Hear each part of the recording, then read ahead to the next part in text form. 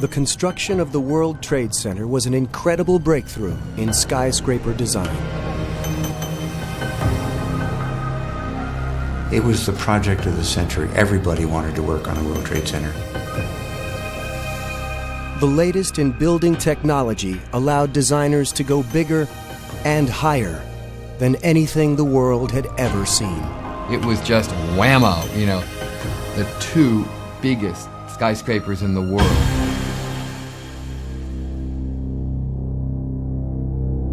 But then came the 11th of September, 2001.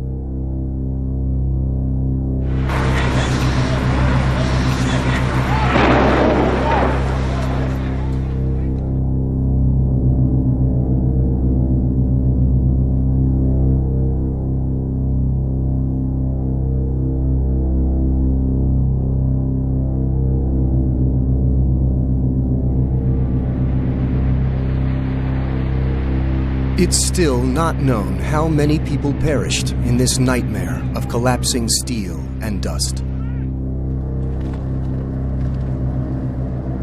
Now, as the site is cleared, serious questions are emerging about the buildings themselves. Just why were so many unable to escape? And most importantly, was the collapse of the World Trade Center inevitable? New evidence suggests that the buildings may have been uniquely vulnerable to the attack, and that their design prevented people from escaping before one of the world's most renowned buildings was reduced to this.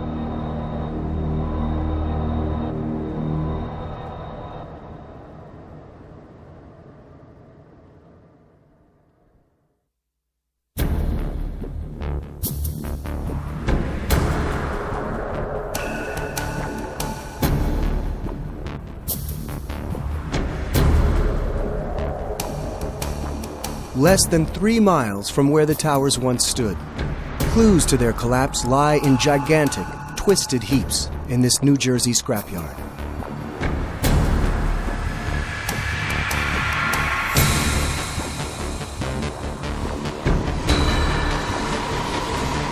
Time is short. The piles of high-strength steel evidence are being cut into chunks for export to recycling plants in the Far East. The deals with the scrap merchants have already been made. As each massive piece arrives, huge grappling machines struggle with lumps of metal that weigh over twice as much as the trucks used to transport them.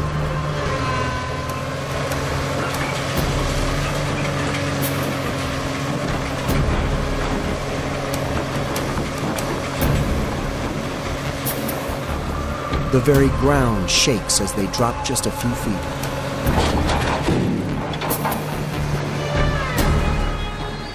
That some of this steel fell 1/4 of a mile to earth is difficult to believe, and how anyone inside survived is hard to imagine.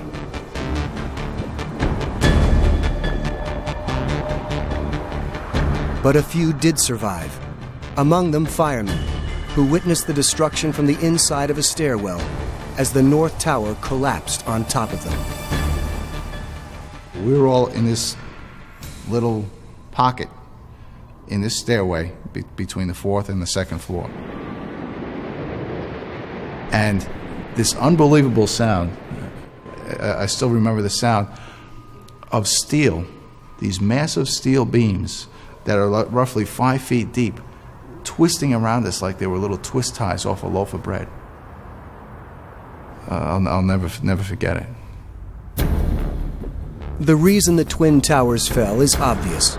They were, after all, hit by large aircraft carrying many tons of jet fuel. But at the same time, it's not at all clear that any other skyscraper would have collapsed so soon, or so completely.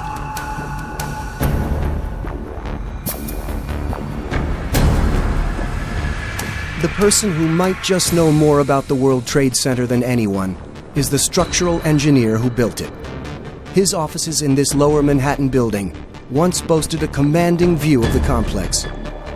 Now they overlook one of the biggest salvage operations New York has ever seen. the responsibility for arriving, if you will, at the ultimate strength of the tower was mine. And the fact that they didn't stand longer could be laid at my feet. Do I feel guilty about it, about the fact that they collapsed?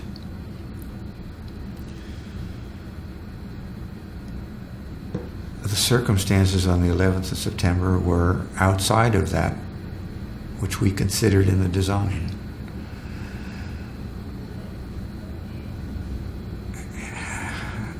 Today, if I knew then what I know now, they would have stood longer, of course.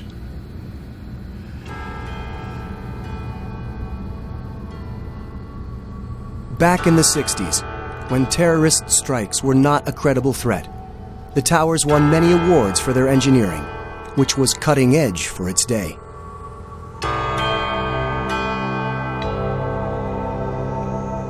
The way in which they were built, and eventually collapsed, was due to the extraordinary demands made by the scale of the project.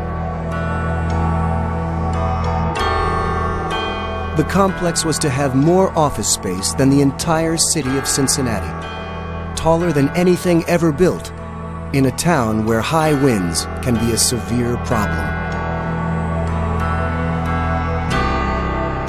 And all of this to solve a common blight: inner city decay. In the mid-60s, American cities were very troubled. There was poverty, there was crime, there were race riots, there was a lot of worry about whether or not they could even survive. New York was troubled.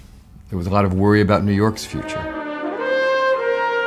It was decided that a rundown section of the city known as Radio Row should be demolished and replaced with a high-tech, landmark building, something fitting for a country poised to embark on the space race. It was a classic American response to a problem, which is hit it right down the middle with as much firepower as you can give it. 210-story boxes, the tallest towers in the world. Well, that was going to fix everything, right? That's how we thought in the 1960s. Back then, the man in charge was Guy Tozzoli, who 35 years later saw the towers fall as he drove to work. Honestly, I never thought the towers would collapse. It just never occurred to me. They had stood there since 1970 when we opened, and it just didn't seem possible. I remember I cried, sitting in the car.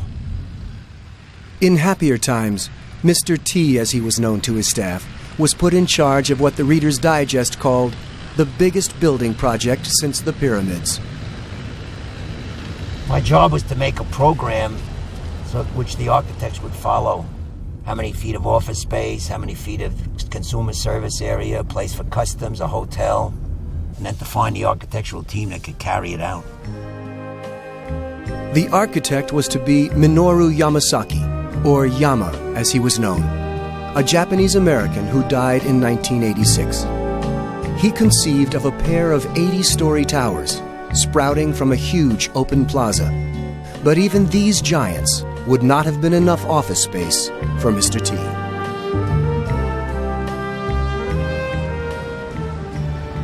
I said, well, does it meet our program? No, he said, it's not. It's 2 million square feet short. Well, I said, why is that? Well, he said, you can't build a building taller than 80 floors. And I said, why? Well, he said, because the elevatoring in buildings taller than 80 floors make it impossible to be rentable. The problem was that with a building over 80 stories tall, so much of the lower floors are taken up with the elevators needed to service the upper floors that the building becomes uneconomic. But this minor issue wasn't going to stop Guy Tozzoli. And I remember saying to Yama, President Kennedy is going to put a man on the moon. I think you could build us the tallest buildings in the world. The problem was solved by treating each third of the skyscraper as a separate 40-story building, so that fewer elevator shafts would be needed. This pattern was repeated 3 times, and the whole system was linked together with 2 express elevators that would go the whole height of the building.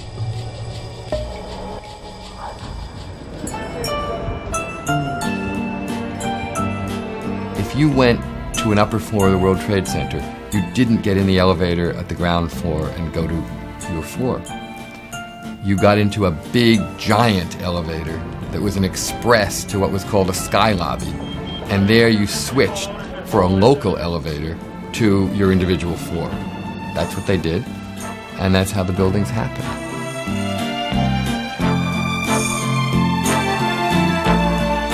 Solving the elevator problem meant that it was now possible to build on an unprecedented scale, to construct towers that would eventually become synonymous with America itself. We were constructing a building which put up high in the air a huge amount of rentable space, much more so than any building in the past, or indeed any building today. In order to do that, we had to rethink the whole process of designing and the technology that went into the design. It quickly became clear that New York's occasional 100-mile-an-hour windstorms would be the dominant factor.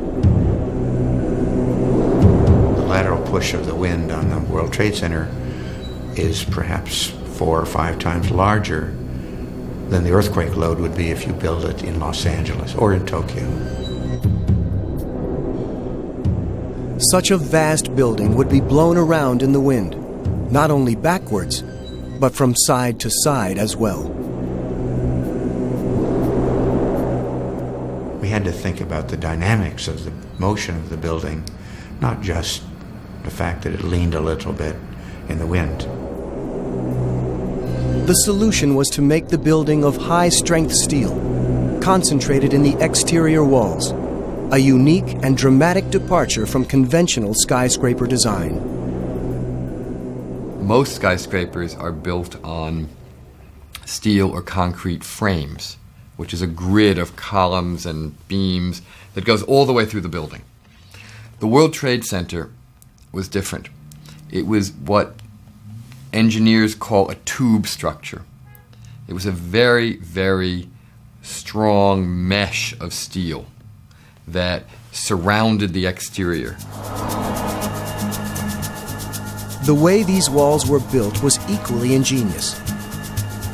3 30-foot-long columns were welded together off-site to make a relatively lightweight yet rigid prefabricated panel. This was then hoisted up to join thousands of similar pieces, forming an enormously strong wall of steel.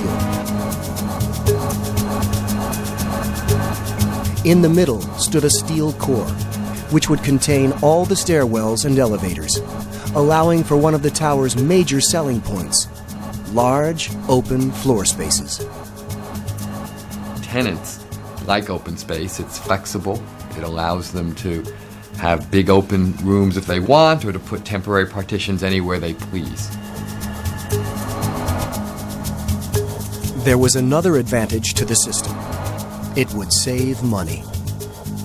You could do a tube structure with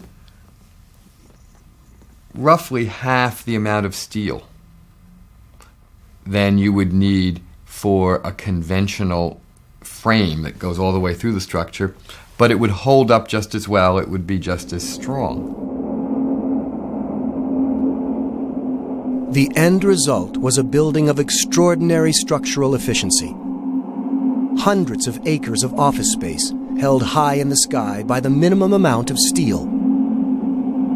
Steel that now lies in a scrapyard and holds the secret of how this revolutionary design came undone.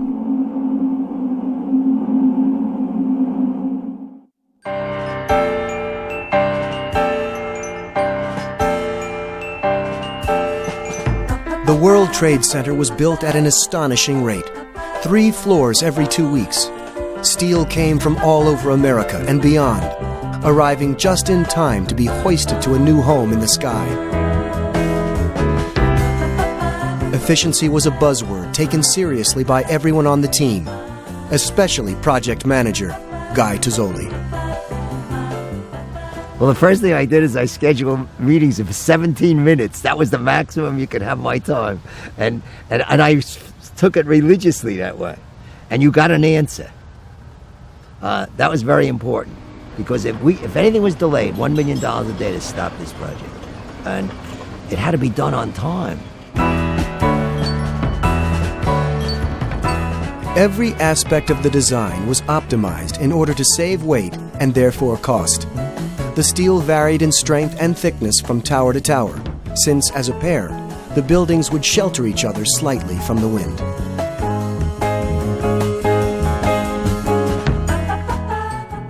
The two towers are different. They're different in many ways, and to me, they are not twins. They were. Oh, I have that problem. Present tense, past tense. They were different, and I thought of them that way. I always thought of them as together, that is, brother and sister, or two brothers and whatever, or two sisters, but not as twins. I always thought of them as different. The final job was to place a 350-ton TV antenna on the top of the North Tower, taking its total height to 1,719 feet. But already the winds of architectural fashion had changed, and the towers were harshly received by the critics. They were all but ignored by the architecture community, except to sneer at them from time to time. And I remember saying that they were just utterly banal, and how sad it was that the biggest buildings in New York were the dullest. Architects may not have liked them, but they were a hit with the public. And one incident in particular helped to break the ice between the severe, minimalist structures and the fiery population. I had a direct connection to the police desk, and the light went on as I'm driving to work in the morning, and the sergeant on duty says, Mr. T, we have a problem at the World Trade Center. I said, what is it? He said, there's a guy walking on a tightrope between the two buildings. What should we do? And I couldn't think of it. I said, tell him not to fall off. The daredevil was a Frenchman named Philippe Petit. Then I called back about 15 minutes later, and I said, I've been thinking about it. I could use the publicity, so don't arrest him. But the city of New York police said he must be arrested. The judge called me after he had him in court, and he said, he's such a nice young man. What should he do? I said, just don't hurt him. So Philippe Petit was given a sentence. He did a free show for children, crippled children, in Central Park. He crossed the pond, if you would. And Philippe and I became very good friends.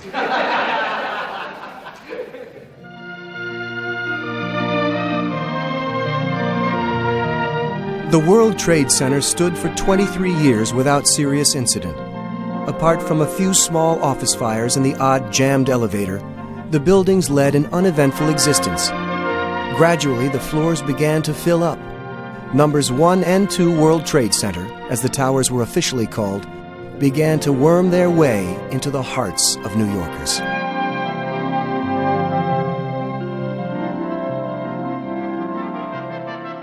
By the time the terrible events of September 11th happened, I think most people had actually made a peace with the Trade Center as a piece of architecture.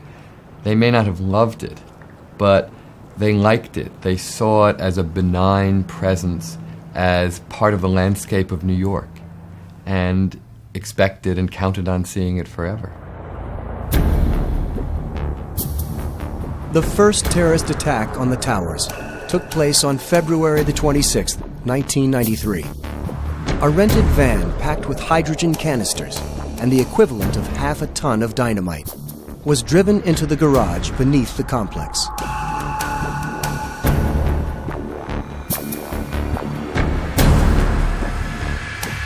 Although they had no access inside the towers themselves, the terrorists got as close as they could, parking the van 2 floors down 6 feet from the subterranean south wall of the North Tower.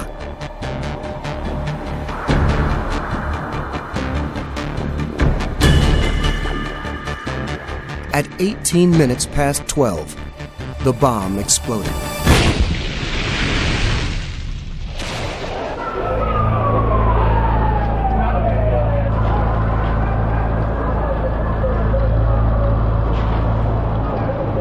Six people were killed and 1,042 injured in what was, at that time, the biggest terrorist attack ever carried out on American soil.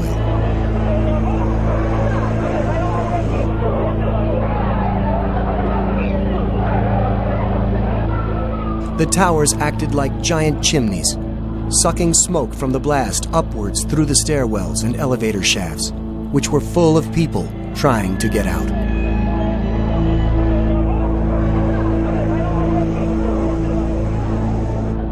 The intention had been to demolish the base of the North Tower and cause it to fall into the south. But the terrorists had not anticipated the extraordinary strength of this tube of steel. The bomb was a serious bomb, but in terms of a building of the scale of the World Trade Center, it was not a significant event in terms of the tower. Now, outside of the tower, it was another matter completely. The bomb failed to demolish the towers because it exploded outside the perimeter wall. The blast merely bounced off and shattered several floors of the parking garage and a machinery space below.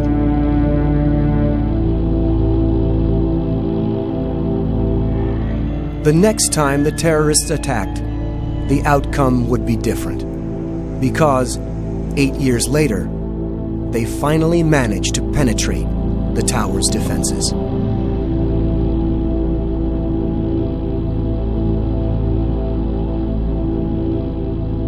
From this point on, the building's design meant that the collapse was inevitable.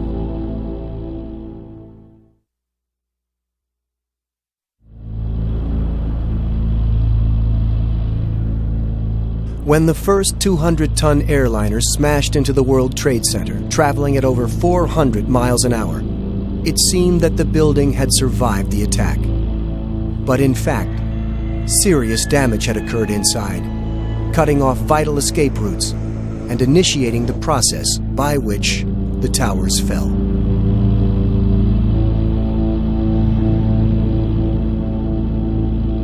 Naval architect George Slay was at his desk on the 91st floor of the North Tower at 8:46 a.m.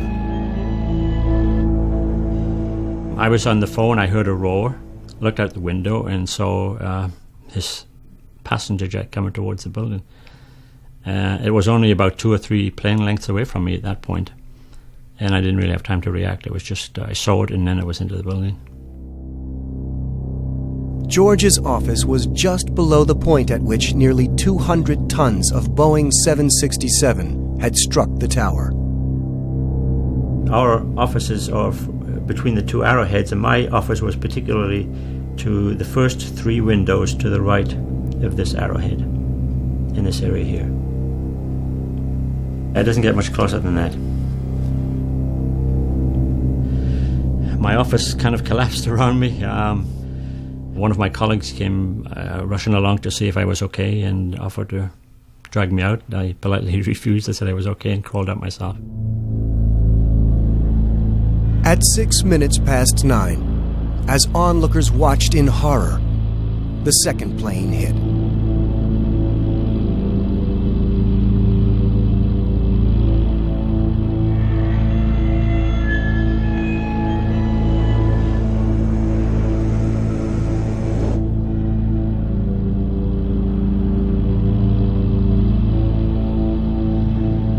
Sautine C., wife of engineer Leslie Robertson and a partner with the firm, watched from the window overlooking the complex.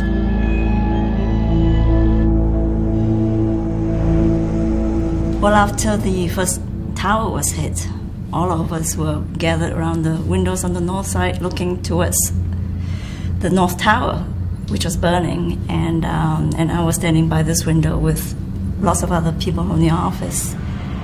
when we saw this blue and red plane coming by and smash into the South Tower. And people thought it was a movie. You know, it was unreal. We were so stunned. Nobody believed that this was for real. In the weeks and months that have passed since that horrifying day, the complete set of plans and drawings that are kept in this office has been under intense scrutiny. These plans graphically illustrate why many in the building did not escape. These are the architectural drawings of the World Trade Center North Tower, Tower A. And this is the 94th floor, which is very close to the floors of impact on the North Tower. And the plane came in from the north side, so broadside onto the core. The core is from here to here, and from there to there. If an outline of the aircraft is laid over the plans, the scale of the impact becomes clear. With a wingspan and length of 157 feet, the plane must have devastated the central core, destroying the escape routes at the same time. All means of escape were now blocked for those above the impact.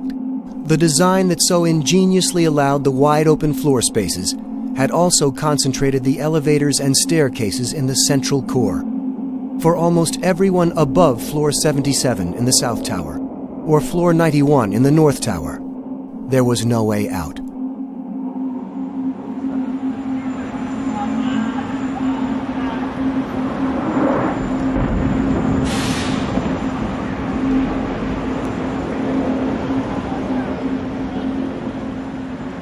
I think talking to some of the other people in our office, when we first went into the stairwell, the people who investigated the stairwells looked up and they could see that the stairwells were blocked above us.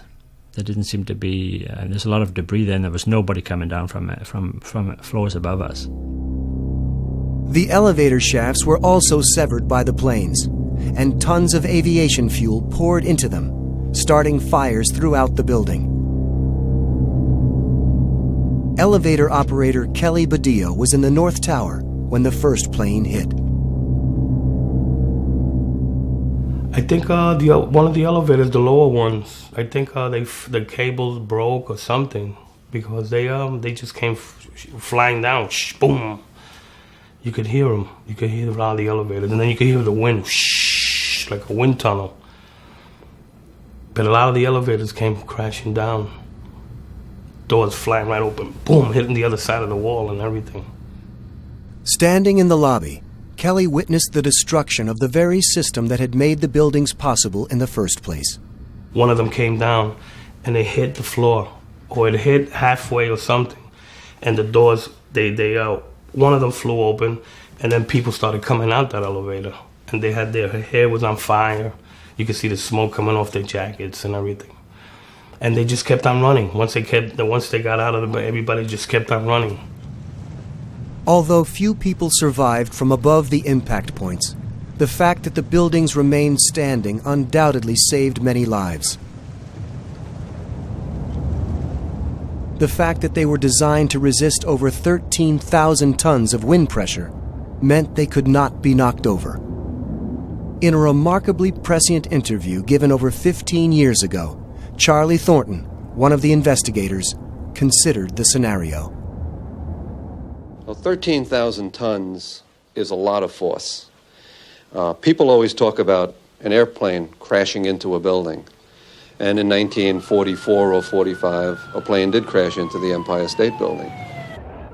Since the Empire State accident demonstrated that a plane could crash into a New York skyscraper, the designers were forced to consider the possibility, taking the example of a Boeing 707 passenger jet, one of a new generation of heavy civil aircraft.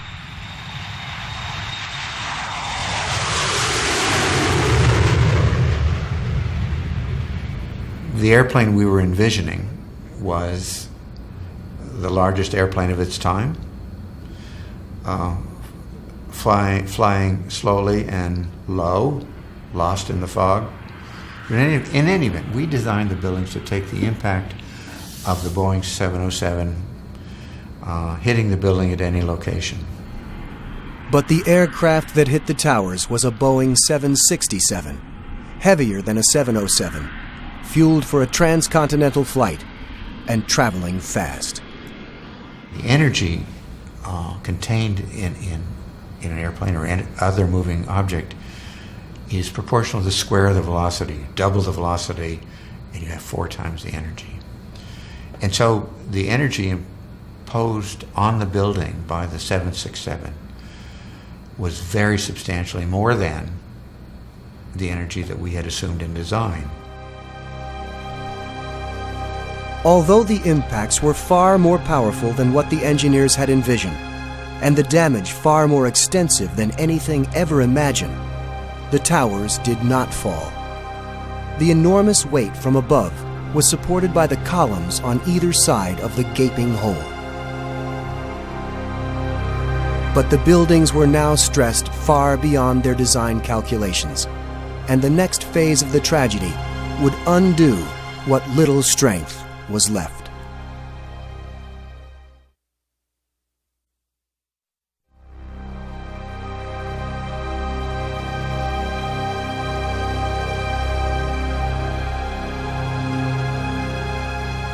These were the biggest buildings in New York City. Each floor was one acre in area, and we're looking at this, and we see smoke issuing under pressure for at least the top 20 floors, maybe more. So you're looking at, if we're using the 20-floor figure, you're looking at 20 acres of fire.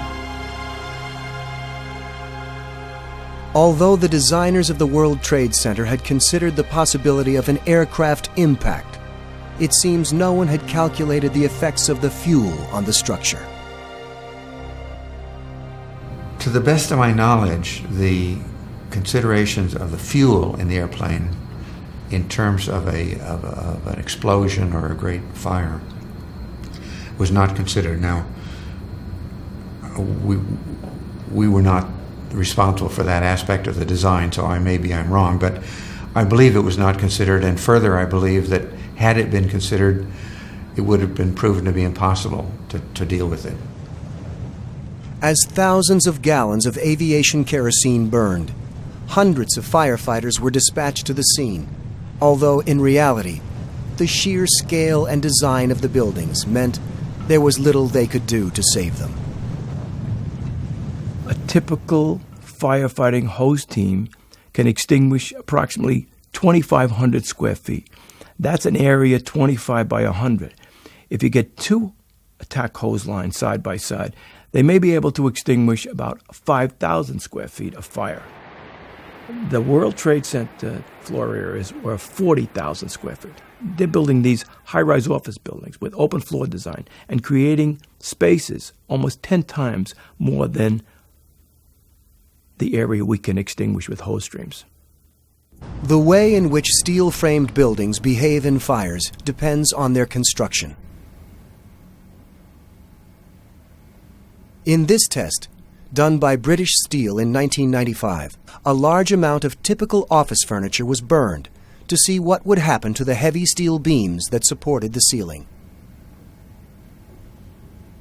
When steel is bare, when it heats up, it gets weaker. It's not that it melts in a fire. In fact, normal fires are not hot enough to melt steel. Even if you were, for example, to use an unusual fuel like kerosene, you cannot achieve temperatures hot enough to melt steel. But what happens is it starts to lose its strength. And as it loses its strength, it starts to sag. It becomes softer and sags and can no longer support the load. This was the largest test of its kind ever conducted. It showed how unprotected steel can be distorted even by a normal office fire. But as is typical in steel buildings, the structural beams only slowly and progressively warped and sagged. There was no chance of a sudden collapse. In over 20 years, I have not seen, until recently, a protected steel structure that has collapsed in a fire.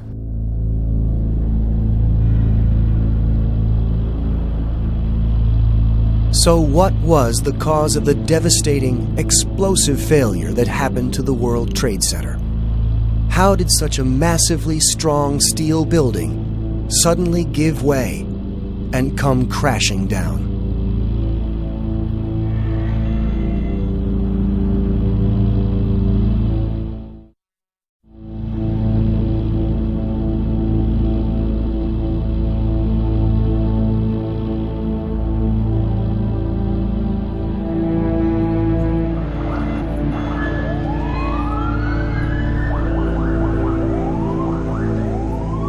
I couldn't believe it. I couldn't believe that actually it collapsed like the way it did. Like everyone else, it was totally out of your human capacity to digest it and absorb it. Professor Hassan Astaneh is carrying out an analysis of the twisted remains that lie in the New Jersey scrapyard. He has been studying the condition of the steel columns in an attempt to find out what the collapse mechanism could have been.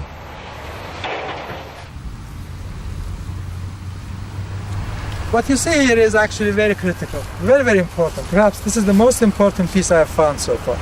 This piece comes from most likely Tower 2, where the plane went in and exploded. This is the inside face of back columns. So plane went in, exploded right here, and the explosion hit this surface. What you see here is, first of all, a bend that is due to explosion, but more importantly, this is a signature of explosion here. This has happened due to explosive material hitting this column and making that bulge. So this is the floor where explosion happened. And the windows are blown away, everything is burned, even fireproofing on this floor is burned and glazed to the steel.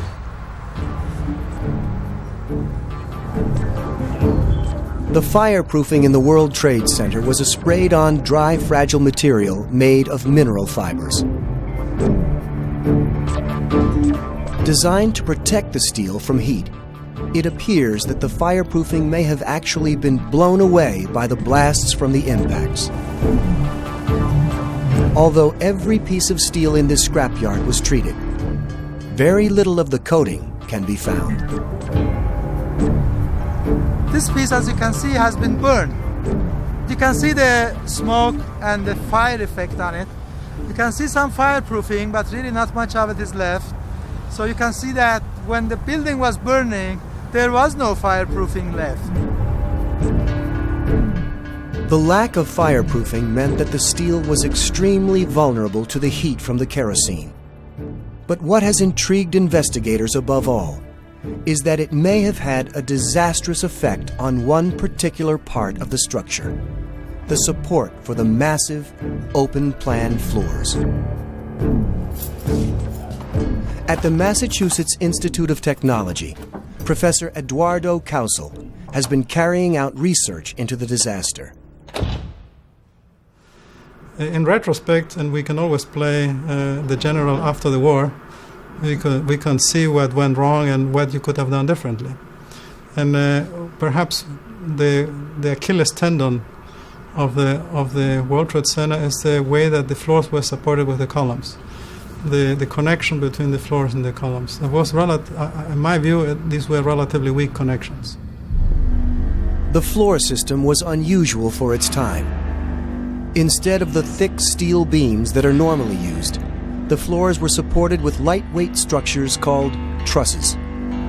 A steel deck was placed over them to form prefabricated panels, which were then hoisted into position. They were fastened at each end to brackets welded to the wall. Once in place, each floor was covered with a 4-inch layer of concrete. This system was one of the reasons the towers could be built so quickly, since each floor was largely pre-assembled down on the ground. But the drawback with such lightweight trusses is that they can be very susceptible to fire. There is no other construction technique that has killed more firefighters than trusses. We have a saying in the fire service, don't trust the truss. They fail during fire. For example, 40 years ago, the fire protection engineers told us that an unprotected steel truss will fail within 5 or 10 minutes of fire exposure. Trusses are highly efficient. They are extremely strong for their weight. But because they are so light, they heat up very quickly in a fire. And unless they are well protected with fireproofing, they will start to bend and distort. With the fireproofing damaged or removed completely, this was the first part to be affected by the inferno raging in the towers.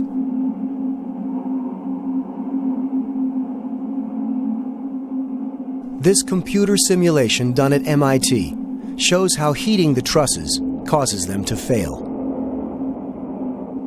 What this simulation shows is that the most likely the weak point of the floor were the connections to the supports, and it might have started failing at those locations first, either the external connection to the columns or the internal connection.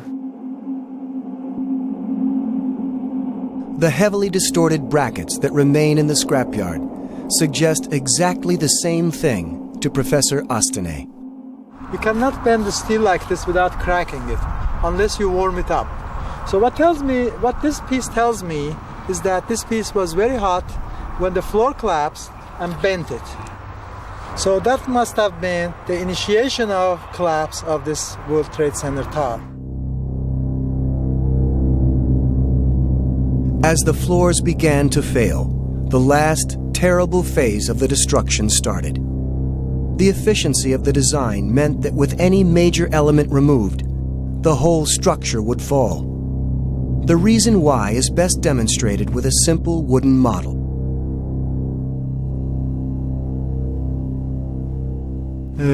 We have here two frame structures. Basically, these are the columns, and these are 3 floors. And I'm certain that we had fires, and these fires caused this floor basically to fail and drop onto the floors below, underneath. So once this floor was gone, we had a situation similar to this one here, where this intermediate floor disappeared, basically dropped. This changes dramatically the way in which the loads in the building are carried. Let me illustrate this by adding weights here to this structure.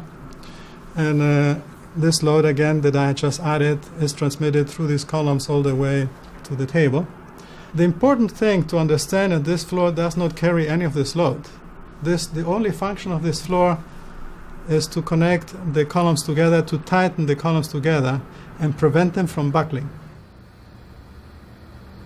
The model on the left is able to take a very large amount of weight. But the one with the missing floor is only able to support a quarter of that amount before its columns twist and buckle, and it collapses. This is the mechanism that almost certainly caused the collapse of the World Trade Center, the fire destroying the floors that kept the walls standing.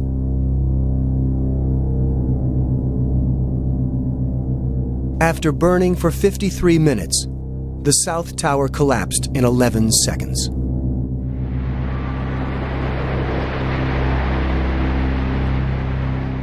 "30 minutes later, the North Tower crumbled. Once it was in progress, nothing could stop it. By the time the tops of the buildings had fallen just the height of a single story, they had gathered enough momentum to smash each floor underneath, accelerating until all 500,000 tons hit the ground at 120 miles an hour.